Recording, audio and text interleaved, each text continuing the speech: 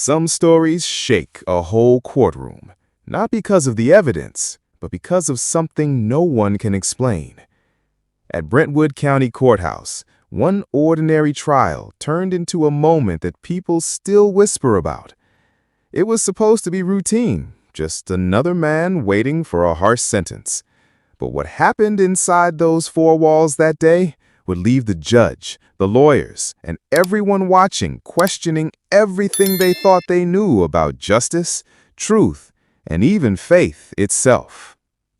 The courtroom was silent, heavy like a storm about to break. Everyone rose to their feet as Judge Walter Briggs rolled in, his black robe draped across the sides of his wheelchair.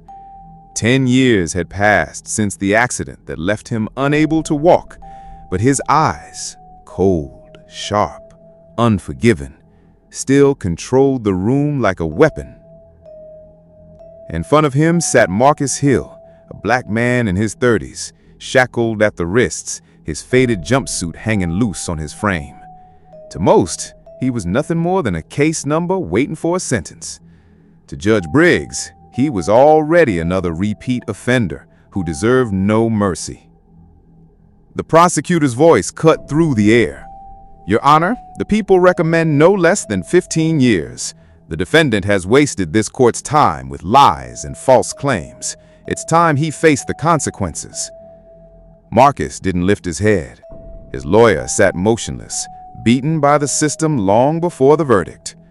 The room braced itself for the sound of the gavel, for the words that would seal his fate. But then, the doors at the back creaked open.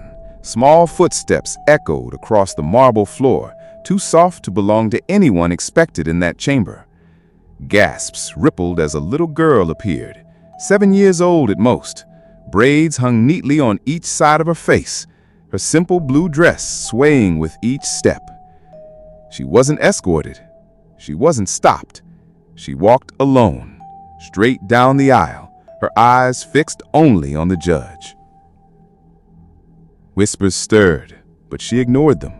She stopped at the front, so small against the towering bench, yet so steady in her posture. Judge Briggs frowned, confusion flashing in his eyes. Who is this child? No one had an answer. The room waited, unsettled. Then the girl lifted her chin and spoke, calmly, clearly, words that made the entire chamber freeze in disbelief. "Let my dad go, and I'll make you walk." The sound of her words still echoed in the air. "Let my dad go, and I'll make you walk." At first, the courtroom reacted the only way people knew how, through disbelief. Laughter spilled from the back row, a snort escaped from the prosecutor, and even one of the bailiffs bit down a grin. But Judge Walter Briggs didn't laugh. His hand gripped the armrest of his wheelchair so tightly the veins in his skin rose like wires. He cleared his throat, his voice sharp. "What did you just say, child?" The girl, her braids brushing against her shoulders, repeated without a flicker of fear, "If you let him go, I'll make you walk." Her voice wasn't loud, but it carried. Something about her tone forced silence to spread again. The air inside the Brentwood County Courthouse shifted, heavy and unsettled. Briggs narrowed his eyes, leaning forward. "This is not a playground. This is a court of law. Bailiff, remove the girl at once." Before the officer could move, Marcus Hill pushed up halfway from his chair, chains rattling. "Please," he begged, his voice hoarse, "just let her speak." "Sit down," Briggs barked, slamming the gavel once. The sharp crack bounced off the wooden walls. But the girl didn't flinch. She stepped closer to the bench, her chin raised. "You don't listen to my dad. Nobody does. But you'll listen to me." Gasps trickled again through the room. The prosecutor shook his head with annoyance, muttering something under his breath. The public defender sat frozen, torn between shock and resignation. Briggs's jaw tightened. "And who exactly is your father, young lady?" The child turned slightly, pointing toward Marcus. "He used to help people. He made them better before you locked him up." More chuckles spread, uneasy this time. Even the stenographer, trying to hide behind her machine, pressed her lips tight to suppress a smile. Briggs's voice dropped low, edged with irritation. "Why is she even in here? Who allowed this?" The bailiff shifted uncomfortably. "Your Honor, she walked in on her own. We tried to stop her. She refused to leave. She said she wouldn't move until she saw you." The judge's eyes narrowed. "She's his daughter?" "Yes, sir." He let out a long breath, his patience thinning. "What's your name, child?" The girl met his gaze without blinking. "Amara." The name settled over the room like a whisper. For reasons he couldn't explain, Walter Briggs felt the hair on his arms stand. He tried to gather himself. "Amara, I don't know what you think is happening here, but this is a courtroom. It is not a place for games or promises or whatever you believe you can do."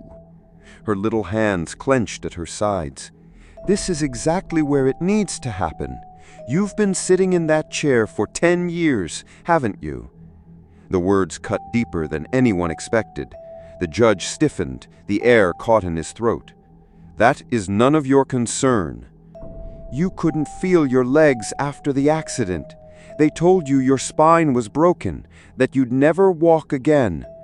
Whispers filled the benches now. Strangers stared at each other, astonished at how a little girl could speak such things with certainty. Briggs's lips pressed into a thin, angry line. He wanted to dismiss her, to call it nonsense, but something inside him wavered. His fingers gripped the cold rims of his chair, as if anchoring himself to reality. Amara's eyes softened. "But you want to walk, don't you?" Silence. For the first time in years, Walter Briggs didn't know what to say. The bailiffs shifted uneasily, glancing at one another for instructions. No one moved. No one wanted to be the one to drag away a child who spoke with such strange, piercing calm. Marcus, chained to his seat, shook his head slowly, his eyes shimmering with tears. "She's telling the truth," he whispered. Briggs turned sharply toward him. "Be silent!" But Amara didn't stop. She stepped closer, her small hands rising slowly, as if reaching for something invisible. "I'm not here to scare you. I'm here to ask you something no one else will. Please don't hurt my dad again. He didn't lie. You just didn't believe him." The judge's throat tightened. His gaze flicked between Marcus, whose face trembled with desperation, and Amara, whose dark eyes never wavered. The room seemed to hold its breath. Even the fluorescent lights above hummed quieter, as if the building itself leaned in. And then he felt it. It was faint, almost imagined at first, a warmth. Not pain, not the dull numbness he had carried for a decade, but a gentle heat seeping into his knees. His heart thudded against his chest. He looked down quickly. His legs hadn't moved, nothing had changed, and yet something had. He swallowed hard, blinking rapidly. "What are you doing to me?" His voice cracked despite himself. Amara shook her head softly. "I'm not doing anything. You're the one who's always wanted to walk. I'm just unlocking what's still inside you." "You're a child," he snapped, but there was no power in the words. She nodded. "And you're afraid." The courtroom stirred again, startled by her bluntness. Briggs's hand gripped the armrest until his knuckles whitened.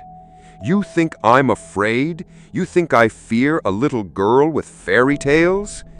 "No," Amara said gently, her voice steady. "You're afraid of being wrong." The words pierced deeper than he expected.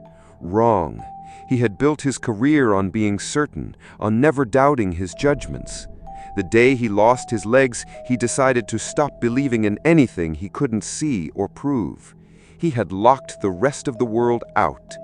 Now this child was breaking through. His chest rose and fell sharply. The warmth was stronger now, crawling past his knees up toward his thighs. His eyes darted down again, terrified to believe, desperate not to hope. The courtroom waited, frozen. Lawyers, spectators, guards, everyone seemed trapped in the same spell. Marcus stared at his daughter, his lips trembling. "She's not lying," he said again, louder this time, almost pleading. "She's done things before, small things, little miracles, but I never asked her to do this. I never let her try, not until now." Briggs' jaw clenched. "Why now?" Marcus's voice cracked.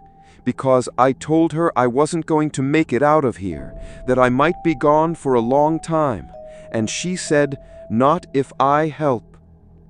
A hush blanketed the room. Briggs's eyes snapped back to the girl. Amara's hand remained raised, steady, unshaken. Her gaze locked onto his, not with arrogance, but with quiet certainty. And then he felt it again, stronger this time. His right foot twitched. Gasps erupted. The prosecutor's jaw fell open. The bailiff took an instinctive step back. The sound of scraping chairs filled the chamber as people leaned forward, unable to believe their own eyes. Briggs froze, staring down at the foot that hadn't moved in 10 years. His pulse hammered in his ears, his throat closed. And then his left foot shifted too. A cry escaped from somewhere in the gallery. The courtroom had turned into a place no one recognized anymore. Amara didn't blink. She didn't move. She just whispered again, her voice soft but heavy with power. "Please, let him go." For a long beat, no one breathed. Judge Walter Briggs stared at his shoes like they belonged to someone else. 10 years of stillness pressed against the bones of his legs, and then a second tremor passed through him, small but real. The crowd leaned forward as one body. The prosecutor's pen slipped from his fingers and clattered on the floor. The clerk's hands hovered over the files, forgetting what they were doing. Briggs set his palms on the arms of his wheelchair. His throat moved once, dry. Then, slowly, he pushed. His shoulders shook. His knees wobbled. The wheels creaked. The room made a soft, rising sound. Fear, awe, prayer, all at once. And then the judge stood. He was not steady. His legs trembled and his breath came fast, but he was upright. A man who had told the world he would never rise had risen in front of everyone. For 1 second, the courthouse felt like a church. Even the fluorescent lights seemed to hush. Amara did not clap. She did not say a word. She only lowered her small hand as if she had been holding up a sky that finally decided to stand on its own. Judge Briggs swayed, reached for the table beside him, and lowered himself back into the chair, not from failure, but from shock. He stared at his hands as if they no longer belonged to a judge, but to a person who had just met hope for the first time in years. The prosecutor tried to speak and failed. The public defender blinked hard, one hand over her mouth. The bailiff stood frozen, waiting for orders that did not come. Briggs found his voice. It came out rough. "Mr. Hill," he said, looking at Marcus, "what is happening here?" Marcus stood as far as the cuffs would let him. His eyes were wet. "Your Honor, I don't know how to explain it. I only know my little girl is telling you the truth." The judge dragged in a deep breath and glanced down at the case file. The paper edges were sharp and familiar. They used to feel like the only true things in the room. Now he wasn't so sure. He turned to the clerk. "Bring me the arresting officer's full report, every page, every addendum, now." The courtroom snapped back into motion. Footsteps scattered. Folders were pulled, stacked, and carried. A printer hummed somewhere down the hall. Papers landed on the bench in tall, uneven piles. Judge Briggs flipped through them faster than the clerk could straighten them. He said, "Timeline, witness list, source of the tip." The prosecutor cleared his throat. "Your Honor, if I may." "No," Briggs said, not unkindly, but with final weight. "Sit." He read. He circled dates with a pen. He made the clerk call up a timestamp from an officer's body cam. He compared it with a statement from a neighbor across town. He placed one sheet beside another, then another. His eyes changed as he worked, not softer, but clearer, as if fog was lifting. He asked, "Who is the victim in this charge?" The prosecutor paused. "There is no victim willing to testify, Your Honor." "Willing or present?" Silence. He tapped the page. Anonymous tip. No caller ID. No follow-up. The fraud is a story from someone we cannot name. The resisting is a footnote from an officer who never filed his own report. Two witness statements contradict simple facts. One places Mr. Hill at an address that was under road closure that night. The other claims to have seen him at a time he was already in custody. And no physical evidence. The weight inside the room changed again. It wasn't magic now. It was truth, finally allowed to speak. The public defender, as if waking from a long sleep, leaned forward and said, "Your Honor, I tried to point at some of that earlier today." Briggs nodded once, not to dismiss her, but to acknowledge what he had missed. He went back to the file. Page after page seemed to give up a small lie, nothing loud, but enough, together, to rot the floor under the case. He set his pen down. He looked at Marcus, then at Amara, then at the people in the gallery who had come for a routine sentence and found themselves watching a life bend back toward the light. Judge Briggs drew himself up. He placed both hands on the bench, and with care, he stood again, this time steadier. His voice reached every corner of the chamber. "Mr. Marcus Hill," he said slowly, "this court reverses its previous stance. The charges before me fail to meet the standard of proof. The record shows contradictions, improper handling, and the absence of a direct complainant. Therefore, you are cleared of all charges. Your record will be expunged, and this court," his voice shook, "owes you an apology." The room burst, not into laughter, not into chaos, but into sound that was both relief and shock. The public defender wiped at her eyes. The prosecutor's shoulders fell, and for once he said nothing. Marcus could not move at first. Then his knees gave, and he sank to the floor because the chains would not let him run to his daughter. Amara ran to him instead. She dropped to her knees on the hard wood and wrapped both arms around his neck. He buried his face against her shoulder and sobbed like a man who had been holding his breath for years. "Bailiff," the judge said, softer now, "remove those chains." The bailiff hurried over. Metal clicked. Steel rubbed against steel and then fell. The shackles hit the floor with a sharp clatter that sounded in that moment like a door unlocking. Marcus rose, free hands shaking. He lifted Amara into his arms and held her close. Tears ran down both their faces. People in the gallery wiped their cheeks. Even one of the bailiffs looked away so no one would see him swallow hard. Judge Briggs stepped down from the bench, careful with each movement. He stopped a few feet from father and daughter. Up close, the years showed in his face, the tired eyes, the lines carved by old pain. But something else had returned too, something alive.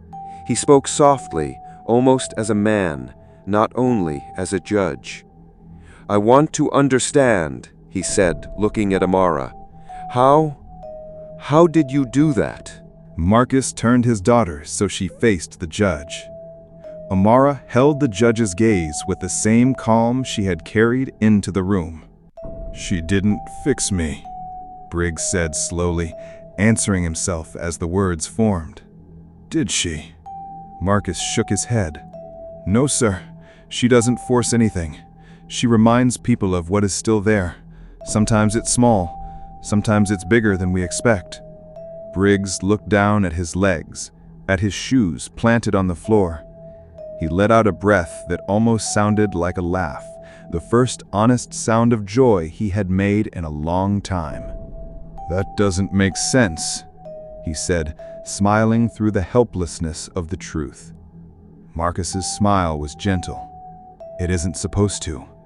For a heartbeat, they stood in a simple circle, an old judge, a father, and a child, and the space between them felt clean. Briggs lifted his chin. His voice found its firm edge again, but the warmth did not leave it. "Mr. Hill, you're free." The words settled like a promise that would hold. He turned to the bailiff. "See that he is processed immediately." "Today." "Yes, Your Honor." Marcus set Amara down. They took a step toward the doors, toward air that would feel different now, toward a street that would look new because of what had fallen away inside this room. "Amara?" Judge Briggs called. She turned, 2 braids moving against her shoulders. "Thank you," he said. She nodded once, a small smile rising like dawn. "Now maybe you can believe." The judge stood a little straighter. His voice found its firm edge again, but the warmth did not leave it. Belief, he realized, was not the enemy of reason. It was the door that let reason see farther. He returned to the bench and sat, not because he had to, but because he chose to. The courtroom began to move again. Papers gathered, people whispering, phones buzzing with what they had seen. Yet the noise could not touch the quiet center of the room, where something soft and strong had taken root. As Marcus and Amara reached the doors, the bail defender hurried to them with a tissue and a shaky laugh. "You're really free," she said, as if tasting the words for the first time. "Both of you." Marcus squeezed her hand. "Thank you for staying," he said. It was a small sentence, but it carried weight. Not everyone stays when it looks hopeless. They stepped into the hallway where light spilled across the tile. Marcus looked down at his daughter. "You kept your promise," he whispered. She leaned her head against his arm. "So did you," she said. "You came back to me." Inside the courtroom, Judge Briggs placed one hand on the oak bench and stood again, testing the ground like a man learning the shape of his own life. He did not know what tomorrow would bring. He only knew that the chair behind him would no longer be a wall. It would be a tool, a place to sit when he wished, not a sentence he had accepted. He glanced at the empty defendant's table, then at the file he had believed without truly seeing. He closed it with care. There would be more cases. There would be more men who looked like numbers until someone remembered their names. He looked toward the doors where a father and daughter had just disappeared, and he whispered a single word to the quiet room. Hope.